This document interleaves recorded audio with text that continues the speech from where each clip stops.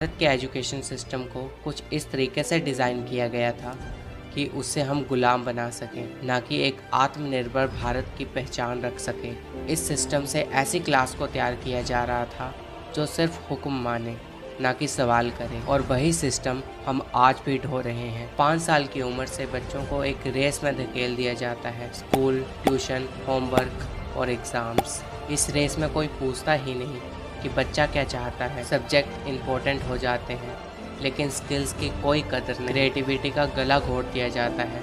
ना कला, ना खेल और ना सोचने की आज़ादी। सिर्फ याद करो, लिखो और नंबर लाओ। क्लासरूम की शांति, बच्चों की बुझी नज़रें। क्या यही शिक्षा है? शिक्षा एक इंसान को आत्मनिर्भर बनाती है, ना कि गुलाम। हमारा एजुकेशन सिस्टम हमें जॉब्स के लिए तैयार करता है। क्या आपको अभी भी लगता है कि हम इस सिस्टम से कभी भी अमीर बन पाएंगे?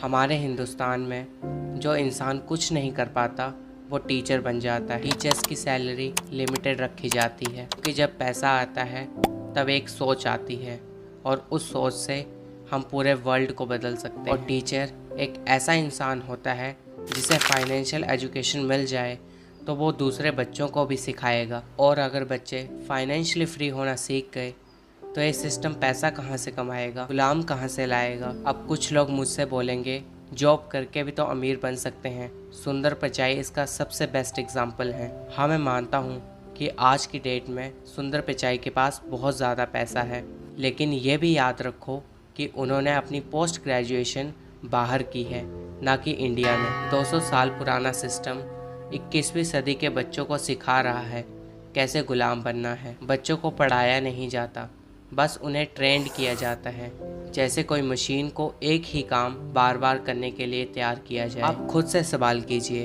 आप पढ़ाई क्यों करते हैं?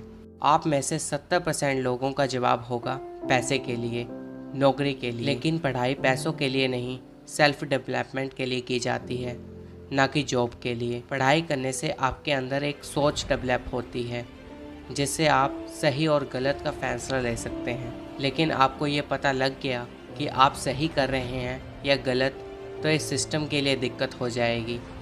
सरकारें गिर जाएंगी जो झूठ के दम पर चल रही हैं। आपका माइंड मैनिपुलेट किया जाता है हर किसी के द्वारा, सिस्टम के द्वारा, पॉलिटिशियन के द्वारा और बिजनेसमैन के द्वारा, ताकि वो टॉप 1% में। मेरा सरकार से सिर्फ इतना सवाल है कि सब्जेक्ट को सिलेबस का हिस्सा बना दिया गया, लेकिन लाइफ स्किल्स को सिलेबस से बाहर क्यों फेंक दिया गया? क्या हमारा इतना भी हक नहीं कि हम लाइफ स्किल्स को सीख सकें? जो सिस्टम हमें ब्रिटिशर्स ने गुलाम बनाने के लिए बनाया था, वही आज हम अपने बच्चों पर भी लागू कर रहे हैं। यहाँ तक कि सिलेबस बदलने में भी दशकों लग जाते हैं। क्यों?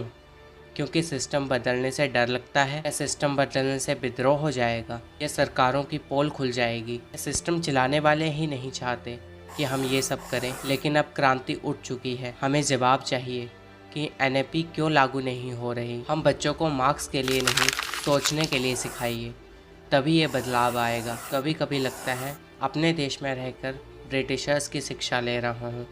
हम टॉपर स्टूडेंट को आदर्श मानते हैं, लेकिन क्या टॉपर सच में खुश होते हैं? ये मेरा सवाल है। क्या उन्हें अपने सपनों की उड़ान मिलती है? मैं हमेशा से एविएशन पायलट बनना चाहता था, लेकिन फैमिली कंडीशन को देखकर ये सपना पहले ही पीछे छूट गया। एविएशन पायलट बनने में 1 करोड़ से 2 करोड़ रुपए का खर्चा आता है, और जाहिर है इतना पैसा एक मिडिल क्लास फैमिली के पास कैसे होगा। फिर मुझे अपने दोस्तों से एनडीए के बारे में पता लगा।